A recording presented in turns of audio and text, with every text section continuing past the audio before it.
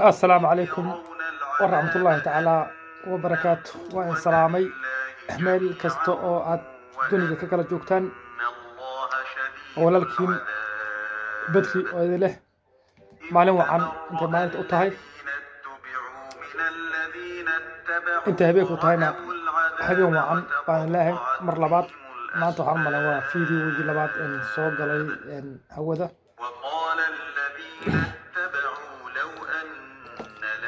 كرة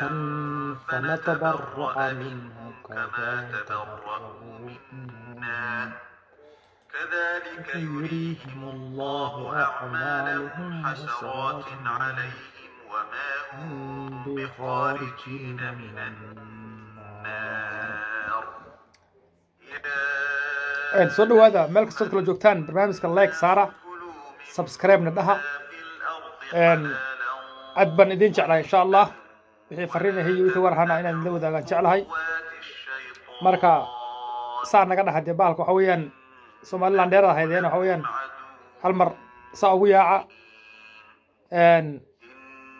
waxaan ugu soo noqday mar labaad maanta live-ka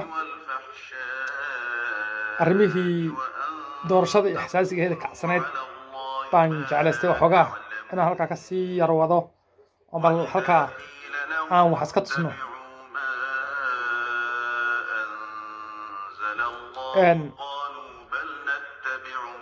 quraanka waa yar jeesanayaa waayo quraan meel uu ka daaran yahay inaan ka garab hadlo ma fiicno sharaftii ciisiga waxa iska leh quraanka iska leh marka insha Allah hadhow aan daaranayaa markii aan ka baxo live-ka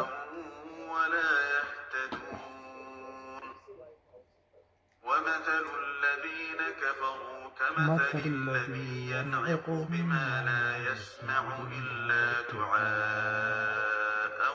ونداء صم بكم عمي فهم لا يعقلون يا أيها الذين آمنوا كلوا من طيبات ما رزقناكم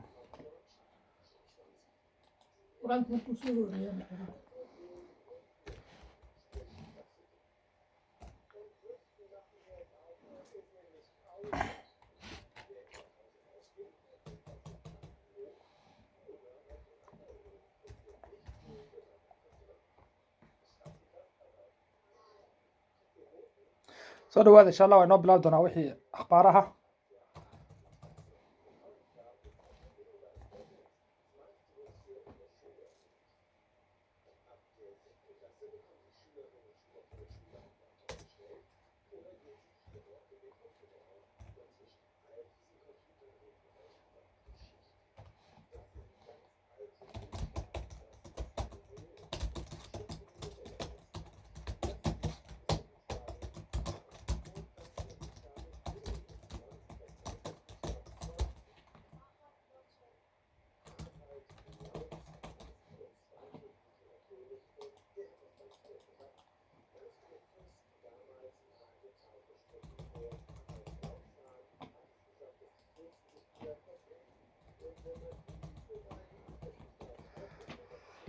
waan garanay waxaad moodaa in la kala baxay oo qolba cid kastaba cid ay taageerayso ay u tunweyn tahay oo aad u jeceshahay inay guusha hesho aadna uga hadasho yaad moodaa laakiin aniga iyo waxa weeyaan saaxiibaday waxaan jecel lahay nabadda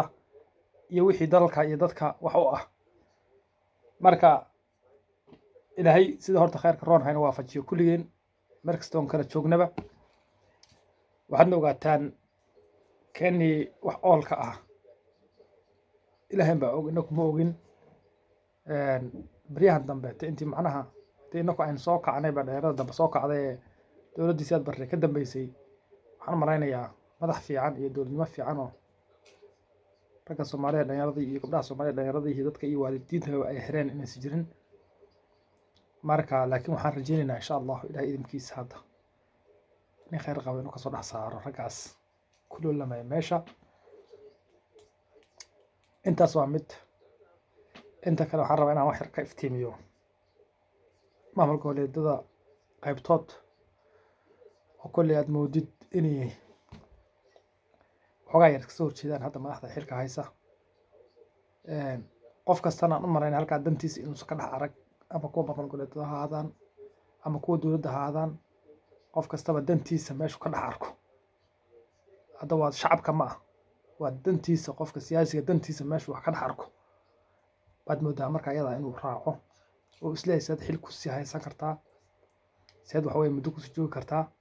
see waxa weye aad ku waari kartaa ood xilkan u haysan kartaa. qof kasta meesha isleeyahay baa laga yaabaa inuu raaco oo uusan u danaynin shacabkiisii iyo dadkii masaakiinta ah ee aadka u tabar yaraaya, ama macnaha xagga waalidiinta iyo dadka waaweyn ee duqeytida ah, ama dadka maatida ee aadka u yarar, dadka macnaha u baahan dowladnimada ee kulligeen ba aan ka mid nahay. waxaan u malaynayaa dhalinyaro badan oo Soomaali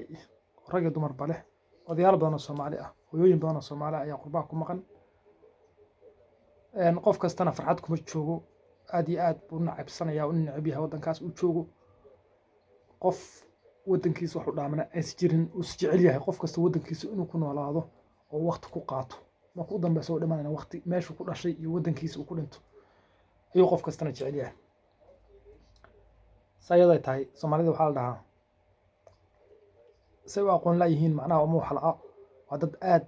active u ah xagga maskaxda, xagga ganacsiga, xagga garashada, xagga fahanka. halkaas ayagoon aqoon lahayn oo wax yar ma ahan intooda badan ayna aqoon lahayn, inay haddana siyaasaddii say uga falanqaynayaan. markaad dadka kale ee reer galbeedka aad weydiiso dhahdo siyaasadda maanta halkay maraysaa ka waran, inay ku dhahaan annagu saa ma naqaanaba, annaga soo akhrisanay ee sharci u haysanay ee waxa weeyaan jaamacadaha uga soo baxnay. sida qofka Soomaaliga geeli ka yimid u garanayo inaan u garanayn baa laga yaabaa. taa marka waa iska hibo iyo haybad Ilaahay uu dadka siiyey Soomaalida la dhihi karaa, macnaha say u fahmaan dhaqsoba say wax u fahmaan. marka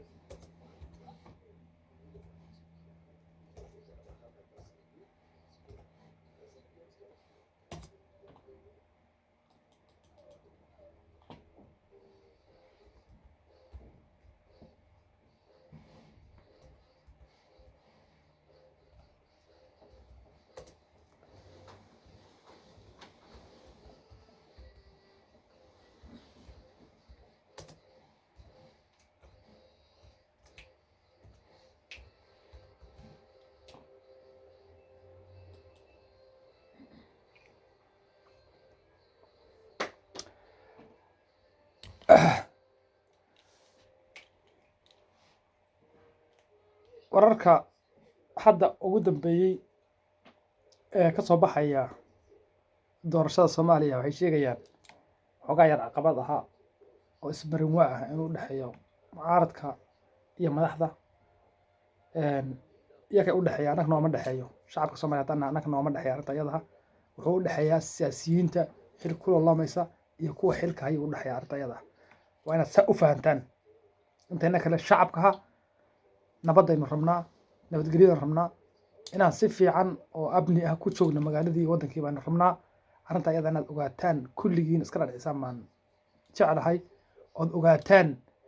waxan waa loola doorasho way dhammaanaysaa insha allahu, inayna inaga ku habsaaminba cundanaheeni iyo waxbarashadeena kaleetay, shaqooyinkeena kaleetay, jaamacadaheeni iyo macnaha waxbarashadeena kale aan raacno. taasaan idinkula dardaarmaya dhalinyarada Soomaaliyeed, fahanka inaan laga qaldin, yaan laga dilin macnaha rabitaankiina, yaan nabadiina yarteed haystaan aad ku noolaansaan laga dilin. arrinta iyada ah kii la dooranay waxa idinma gelin, ciddu dooni ha ahaado, qofku dooni ha ahaado, shakhsiyadu dooni ha ahaado, magacu dooni ha wato, hore uga socdaan ilaah insha allah. mid khayr qabana allah noo keeno, dalka wax uu qabta insha allah. dalku waa dal macnaha aad u dhintay, aad u xismay. taas waa taas xag maamulaanka yaan u soo leexanayaa insha allah haddii la yiraahdo. dadku aad baa looga hadlayaa baraha bulshada, laba maamul goboleed oo Puntland iyo Jubbaland ka mid ah oo laleeyahay iyagaa u diidan doorashadii inay macnaha qabsoonto iyaga waxa weeyaan caqabad ku aha iyaga waxa weeyaan sidan ku aha iyaga waxa weeyaan saas ku ah laakiin haddii ruuc caddaa meel u fadhiyo nin ruuc caddaa meel u fadhiyo yaa nin yaroo shalay dhashay ama waxa weeyaan ka yar waxaa laga yaabaa inuusan qayrsanin oo uu dhaho dee waa iga jaga sarreysa jagadaada iga sarreysa laakiin anaa kaa khibrad badan kaana macnaha wax fahman badan kaana macnaha dee igamana aqli badnid marka waxaa jira marka anu sheego qof kale iga soo daba hadloo sheegi oo arrintii u muuqanayso midi ku taag warbaasha ma fiicno waasha leejayn laga hadlaa fiican haddaan anu khiyaano sameeyo oo maamuladii qaybtood khiyaamo oon waxaa weeyaan kala gooyo oon dhaho tan anaa ka dhashay tanna adaan kuu daynay xukun aan dhaho dee taas ma soconayso kulli maamuladu waxay leeyihiin qoonday leeyihiin jubbaland qoonday leedahay puntland qoonday leedahay waxa weeyaan galmudug qoonday leedahay waxa weeyaan hirshabelle qoonday leedahay war qof kasta in xuduud oo u go'aano intaas maamul goboleed ay leedahay laakiin arrinta hadda laakiin jubbaland ka jirta ee madaxweynaha farmaajo uu leeyahay bahasha anaa maamulkeeda soo dhisaya kismaayana axmedow soo dhis taas gardaracad weeye intuu qofku dulmi wadana isaga intuu guul gaadho suu rabay macnaha ooma noqonayso kuna seexan maayo nabad iyo si wanaagsan waayo isaga dulmi ku sameynaya dadkii kale qaybtood waa in horta daacad qof ka noqdaa bahasha oo qofku macnaha uu dhaho maamul goboleedka siisan ku ixtiraamaya intuu islee wax badso wax beel ina dhishaa laga yaabaa arrinta iyada inay ka waantoomaan nimanka hadda xilka ee mas-uuliyiinta oo maamuleedyada ay simaan oo xaqooda simaan oo waxa weeyaan xuquuqdooda simaan baa fiican inay kala qalbi jeclaystaan dhahaan maamul hebelna waa kala goynaynaa oo magaalo anagu goosanaynaa maamul hebelna siisan waxiisa waxa weeyaan oo la macaamilaynaa taasi waa laga qurux badan yahay arrin aad iyo aad xun weeyaan u fal xun weeyaan qof maanta Soomaali yeeli lahaana ma jiraan kulli intiina ay dhegeysanaysa mid yeeli lahaa ma jiraan waxa weeyaan xaafadiinaan qaadan daaradiinaan haysanayaa guriga adigu ku dhex jir qof yeeli lahaa ma jirto waa inuu aqliga shaqeeyo waa inuu aqliga soo noqdo madaxda waa inay fahanto iyaga laftooda say dan ugu jirto dan uguma jirto soo hadda samaynayaan laakiin in maamul kasta la ixtiraamo oo meesha uu yahay suu yahay lagu ixtiraamo oo doorashadiisa suu qabsado oo baarlamaankiisa suu keensado oo suu doorashadiisa ku soo galo taasaa qurux badan taasuu qofku ku noqonaya qof mas'uul ah xilli ka degtana sharaf ku yeelanaya oo noqonaya xildhibaan aan weli dhacaynin oo soo shaqeeyo dowladda oo madaxa in la ixtiraamo iyo macnaha laga dambeeyo intuu waxa weeyaan ay keenaysaa laakiin haddii adiga aad samayso inaad maamul goboleedadii aad dhahdo dee geda anaa iska leh dee kismaayna adu keenso qof yeeli lahaa Soomaaliya ma jiraan dad badan oo arrinta iyada ka hadlaya arkay oo dhahaya axmedow baa qaldan puntland baa qaldan dee runta haddaan isku sheegin oo aad macnaha sidaa saxdaaba aad qalad taqaanaan dee wax suurto galaysa ma aha madaxda taasaa ka soo noqoto doorashada sida saxa macnaha uu baaqdo maamul goboleedadana ha simaan yaan la dhihin maamul goboleed hebel anaga magaalo hebel ku dhalan anaga qabsanayna doorashadeeda taas anaga qabsanayna lagu dhihin taas waxaan leeyahay sidaa hala dhaho tan kale arrimahan kaletee ahaa Kenya soo fargelisay xuduudkii macnaha Jubbaland iyo halkaas ay qaateen waxaan hadda arrintan uga dan leeyahay fiidiyooyin aan daawaday iyo ereyo macnaha warar soo baxay markii u dambeysay yaan tix raacaya anoon qofna ku xadgudbaynin oo qofna saaraynin macnaha wax dhimaal aan saaraynin baan haddana sida xaqiiqada inta marka igu xiran inta marka ay maqlaysay inta warkay gaari doono yaan jeclahay inaan ugu fafaahiyo oo tafatiran baan rabaa inaan u siiyo insha Allah hadduu Ilaahay yiraahdo in xuduudka aan la leenahay Kismaayo uu dheer yahay aad buu dheer yahay rag badan oo siyaasiyiin way ka hadleen dad badan oo aqoon-yahanna way ka hadleen arrimo badan lagu falanqeeyo wareysana waa laga bixiyay meel kastoo la galo ama YouTube laga galo ama Facebook ama cad loogaana way ku jirtaa wararkeeda ma aha dadka in la indha taro oo la dhaho waxaan ugu soo duushay Kenya ugu soo duushay oo xuduudkaanay Soomaaliya ka gasho haysata oo idinkii isku kin adeegsay ciidamadiina kuwii dowladda iyo kuwii Jubbaland isku adeegsay oo isku kin diro arrin iyadana fiican ma ah gormay Kenya shay noqotay Ethiopia ay noqotay daris weligood iyo Allahood inta adduunka aad nooshihiin inta soo nooleedeen Ethiopia ilaa inta noolaan doontaan naxariis idin ma hayso waxa sida xaqiiqada biyo kama dhibcaanka weeyaan laakiin Kenya haddii xitaa waxaaga ay kaa qaadataba bal ka soo qaad arrinta ayada haddii waxaaga ay kaa qaadato oo farahaaga ka baxdo waad ka soo qaadan kartaa wax dhib ah ma jiraan wax ka qaadan karto gar ogol waa hadal ogol maxkamad ogol macnaha inay wixii lagu kala qaato si sharciga ogol Kenya jirta dadkii Soomaaliyeed ee burburkii ku dhacay iyo dadka hadda jooga iyo inta nool inta hadda nool bal u fiirsada ganacsiyaasha Soomaaliya waxaanu ku leenahay Soomaali ahaan markaan noqono waxaanu ku leenahay Kenya ku leenahay Kenya waa dal Soomaaliya oo kale aha markii xaqiiqo loo hadlo hadday fiisa noqoto hadday safaarad noqoto hadday joogtaan noqoto hadday qaxooti noqoto haddii waxa weeyaan maanta inaan dhoofo oon intaan dabadda ka tago aan Afrika aado ay noqoto waddankaygii oo kale nin tagaan ah laakiin sida aad ugu xidhantihiin Kenya ee ganacsi ugu leedihiin ee waxa weeyaan aad ugu duwantihiin ee waxa weeyaan xitaa ololihiina siyaasadeed ee doorasho uga soo gashaan ee Kenya mucaaradka u fadhiisto ee hadda hadduu wax yar dareemo Kenya mucaaradka intuu duur halka u tago Ethiopia ma ku nahay kuma nin hal nin oo siyaasi oo Soomaali ka socda oo Addis Ababa fadhiya oo halka ka soo hadlay lama arki doono iyagaba ku diliba inta cid kale gaarinba ma ogolaan inuu nin rag ka soo baxo Soomaaliya oo geesi ah oo ma ogolaan marka dadka cadowgiina kala fahma xuduudka mid kale 5 kilomitir ma aha 10 jeer la sheegay oo liiba yaamiyay 5 kilomitir oo gada ah ma had xuduudku meel kasta ku yaala oo ilaa iyo waxa weeyaan Ethiopia intuu ka qabanay cirifki ilaa badda intuu ka qabanay waa xuduud baan leenahay taasoo 1 kilomitir ma xuduud leenahay ma aha inay qofka danta aan wato intii aan hal meel ku qufulo dadka shacabka aan marin hawaabiyo ma aha dii marka saa sameeyay khiyaano inta leeg aan sameeyay dadka marin hawaabiyo saa dadka u qaldo de aniga mustaqbalkayga muxuu noqon marka iyada madaxweynuhu mustaqbalkiisa muxuu noqon dadka marin hawaabiyo qalad buu ka dhici khiyaano wata siyaasad la wata magaaladii kaliya ku dhashay buu doonaya inuu si gooni ah waxa weeyaan isagu uu dhaho anaa maamulka soo dhisanaya anaa xukumaya tan anaa samay ruuxaas wax aqli gali kara ma ah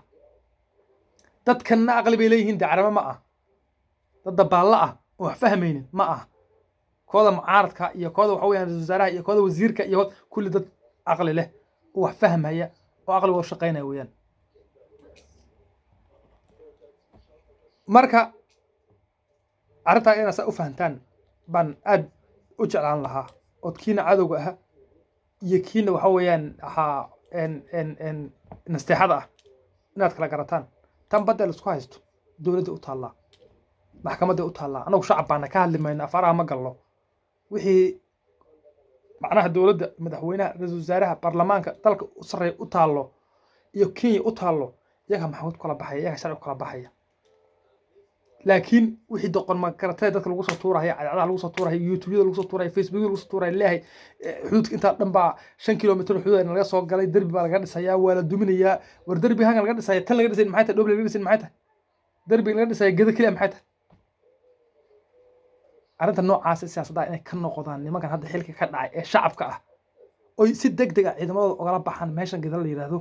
oo Jubbaland ay la sinaato gobolada kale maamul gobolada kale ay la sinaato oo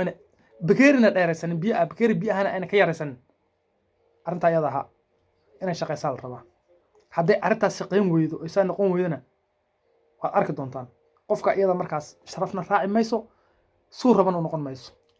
oo cali kow wadar kow yaa waalan baa de kow waa waalan wadarta dhaanta waxa weeyaan dadku meeshay intooda badan jecel yihiin baa dhaanta Soomaali intooda badan aqliga shaqaynaya maskaxda u shaqaynaysa dad fikir fiican la weeyaan dad aqli fiican la weeyaan insha Allah intii dee marka ayada ha sida kale waxa aragtana insha Allah Allah uu soo waxa weeyaan aqli celiyo xaq suu yahay saxda ah Allah waxa weeyaan ha fahansiyo Puntland garbay u leedahay Jubbaland inay taageerto iyadoon qabiil ku taageerin oo qabiil aan ka hadlayn haddana ama Puntland ha noqoto ama Galmudug ha noqoto ama waxa weeyaan Hirshabelle ha noqoto inay Jubbaland taageerto oo waa laga qaldan yahay oo arrin qalad ah weeyaan oo gobol la kala goynayo oo leeyahay أنا أنت معمول كيس صار سنة برلمان كيس صار سنة أديك أنت صار سنة ما أعرف محا كل بشر لوجو باقي يا دولت معارض محا لوجو محا شركة محا كان وحوس قاعد واحد قاعد ويان عيدا كلا صباح ماشى كان صار رجل درس كوجل هاي قاب كذا صار كون صار بس ما مثلا مشتري سكوية رجل كود لما هذا شعبه حل سكوية لما هاري تاس نوع أنت تاس waxaan idigu baaqayaa laakiin shacabkeenna kale inaan inagu iska dayno qabiilka wallahi qabiilad ooma hadlayo qabiil ooma hadlayo sharciga suyaan u hadlay cid kasta oo dulmi ahayna saasan uga hadlay qof kasta ana Soomaali maanta waa isku kaymid meel kasta oo ay joogto caalamka kala joogto waa isku kaymid meeshaan u maleeyo dulmi ka socdo waa saas intaasaan wararka hayay la socday dhuuxayay fahmayay la joogay haddana aan idiin soo duubin cod aan YouTube soo gelin aan ka hadlin bara bulshada dhexdeeda aan ka hadlin sababta uga hadli waayna waxay ahayd Soomaaliya baa ka hadashayba ragii igu horreeya ka hadlay dadkii igu horreeya ka hadlay wax kasta intooda macnaha aqlo saaxiibka say uga hadleen baa sax ahayd inta kale tana wuu qaldami karaa qofku si kale wax u fahmi karaa haddana laakiin aakhirka ninkii fahmo uu noqon kii qaladka iska leh kii saxda iska leh dadkuna way istaageeraan ama gobollada istaageerta dowladda istaageerta gobollada istaageera dowlad baa taageerta taageero adduunka meel kasta ka jira oo lama dhihi karo maanta Puntland Jubbaland qabiil bay ku taageeraysaa way hadii qabiil ku taageeraysaa maxay macart ku taageeraysaa macart ma qabiil ba waa in aqliga shaqeeyo wixii qalad ah sax in isku taageeraa sax ah oo diiniyana ah wixii aan qalad ahayn sax ahayna in iska waaniya sax ah taasna saas weeyaan Ethiopia timaade meesha Ethiopia waxay rabtaa farmaajo soo laabto waa sida xaqiiqada ah cid kasta ogtay cid kasta garanaysa weeyaan waxaan u rabtaa inuu soo laabto heshiisyo badan bay galeen inagu ina ogeyn shacabka loo sheegay laga qariyay oo meelo badan ku galeen Addis Ababa tageen Eritrea tageen Djibouti bay tageen meelo kale isku kulmeen isku arkeen waxayna inagu ogeyn oo heshiisyo oo kale fara badan oo madaxweynayaashu kala qaateen baa jirta oo dadka markii la soo istaagay cadaacadaha iyo baraha bulshada wax kale loo sheegay wax kale laga dhaadhiciyay oo wixii u qarsoonay marka iyada ay ka wada hadleen saxda inagu ma ogin رئيس وزراء إثيوبيا بري هوري وحول شيء إنه عيدان بد سمع صندوقنا أو مراكبته بدأ هذا حنا ملا سجال مركب ميلين هذا أنا إصابة صندوقنا أو مراكب كل صدر دونا بوشيء ده شيء كا ماشي لو فكرة إنه عيدان بدلا سمع صارين أم بدلا هين ودول كيس وحويان مال جماهير كويالو أم بدبو ومدوين معناه فكرة ككاني وفكر إنه فهم كرين أو مال لسلف لقيه واحد سلام على الجوين marka tan ugu ma jirto ninkii ay wada shirayeen wax isku ogaayeen ay wada tashanayeen ay xaaladda ka wada socdeen in la dhamaan xilkii ka dhacaya oo nin kale waxa weeye la dooranaya tan ugu ma jirto kii buu rabaa inuu soo noqdo isna doorasho mar labaad soo noqdo kan Ethiopia kadibna halka wada jaan qaadaan fikirka la wato waa fikir noocaas laakiin ilaahay waxaan ka rajaynaynaa farmaajo inuu soo noqonin insha Allah baan horta ilaahay ka rajaynaynaa oo qof kale oo ka fiican oo ka khayr badan u yimaado anu ma dhahayo hebel ha yimaado ragga qaybna madaxdii hore weeyaan waynu naqaanaa dalka waxay u soo qabteen waxay u soo tareen inta xilka hayeen kuwana hadda hayaan waynu garanaynaa waxay noo fiican cusub oo wiil la doornay baa noo fiican marka aanu fikirkaygii aqliga ka shaqeysiyay san kolba maalin mid ugu kufeen mid baa fiicnaan doona oo noqon doona dahaliyay dalkiisa dadkiisa u nax marka xarig dheer ceel gaambo u fursay Ethiopia inuu farmaajo ku soo noqdo xilka mana dhacayso waa qoraal ka soo baxday weeyaan waan arki doonaa insha Allah anagu waxaan taageerinaa kii dalka wuxuu ah ma taageerina anagu farmaajo anagu hadda nagu sameeyay shacab ahaan way jirtay intuu xilka dad baan dhinteen meel badan in lagu gooyo dhaxyaan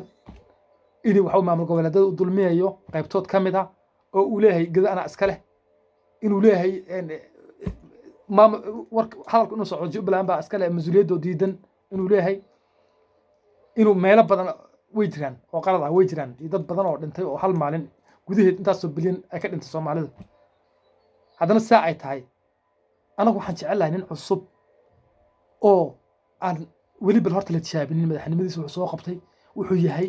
ma sida kuwii hore nin khariban noqon doonaa oo dantiisa ka fikra mise wuxuu noqon doonaa nin kuwii hore dhaama taana waa intaas wada islaamaya insha Allah waa igu dheeriyay barnaamijkii live kan waa igu dheeriyay